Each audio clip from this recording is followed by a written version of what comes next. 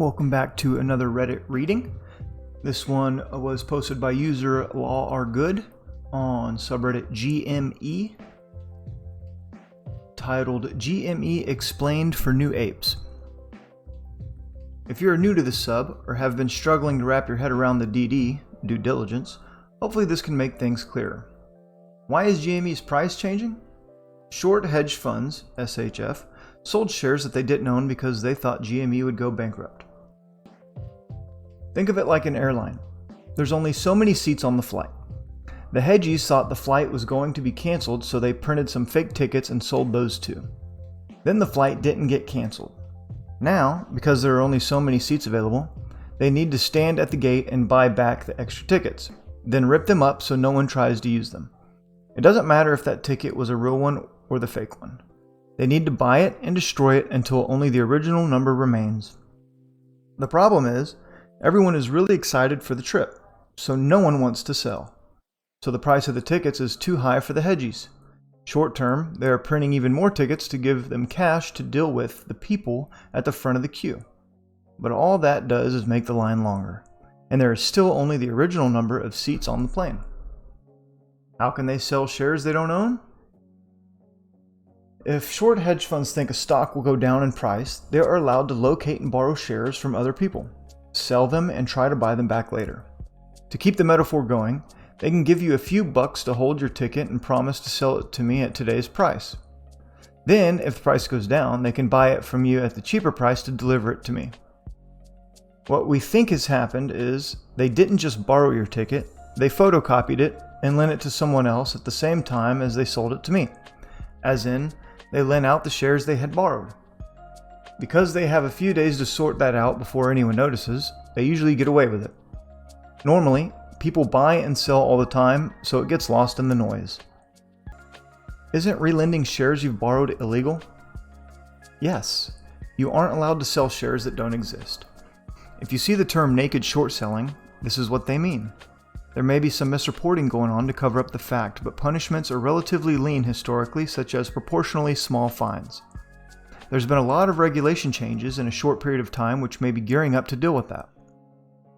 What's with the massive price spikes every so often? This is probably cyclical. If you see T plus 21 or T plus 35 mentioned, this is referring to the time after a trade that they have to find that share they promised to give you. Market makers get a little longer than your standard hedge fund. Because shares are so hard to find, it could be that short hedge funds have to keep kicking the can down the road. In our airline metaphor, this is them printing extra tickets. T plus 21 and T plus 35 would be the day that people are arriving to collect their tickets, so the short hedge funds need to order more from the printers. The last week of May was when these two dates overlapped, so lots of pressure to find shares to deliver. If the price keeps going up, who will pay? First, the short hedge fund has to buy back what they can from the market. If they run out of cash, the clearinghouse auction off all their stuff and buy back with that. If that's not enough, the clearinghouse is on the hook because they rubber stamped the trades. They can use the cash they have, but if they run out, they can ask for cash from their members. If that isn't enough, the DTCC is on the hook for failing to keep the record straight. If they run out of cash, it's down to the government for not intervening in the fraud soon enough. When it gets to this point, trillions will have been spent buying back shares. How long can they keep this going? No one knows for sure. It seems that short hedge funds are running low on money already. There have been massive sell-offs across all other holdings. This is why when the market tanks, it's usually at the same time GME is doing well. There have been lots of rule changes too. The clearinghouses are asking for more collateral, the money or assets that need to be put up as assurance in order to keep or establish these short positions. They can also ask for reports more often and can force members to close their positions sooner.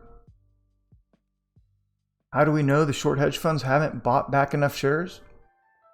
There may be some misreporting going on. Short hedge funds may be mislabeling short positions as long, not reporting them at all, or putting out press releases of how they have covered their positions. The fines for doing so are relatively minor, and if it means the difference between going bankrupt or getting another day to dig themselves out of a hole, there's a lot of incentive to cheat. There's been a large increase in whistleblower awards handed out by the SEC this year for information that leads to a penalty. The push to vote will shine a light on this. There is a shareholder meeting on June 9th, and many have already voted. The vote count will give an insight into how many fake shares have been sold. Even this number will be lower than the true number. Remember that not all holders can or will vote. There are also other indicators that shares are hard to get a hold of. Volumes traded each day have been declining, meaning fewer shares are flying back and forth between traders. Shares have been harder to borrow than they were before. What's the company like? GME have had some great news lately. The incoming chairman is an e-commerce legend, Ryan Cohen, who is putting together a team to take the company into the future. He's already built a successful e-com company, Chewy, and is very customer focused with an eye for quality. The latest news is that they're developing an NFT to be built using Ethereum. This will allow for digital games to be traded in and resold. An NFT is an encrypted record of who owns a specific digital asset. When you buy a game download, a corresponding digital coin would be minted that says it belongs to you. If you want to sell it on, you could transfer ownership of that coin just like you do with Bitcoin or Ethereum now. They also have no debt and $500+ million in the bank. None of this is investment advice. Do not take advice from internet strangers. I am in no way qualified to give it. If you think I've got any part wrong, call me out in the comments. If you think I need to add something, ask. If you have more questions, I'll try to answer, but I repeat, I know almost nothing.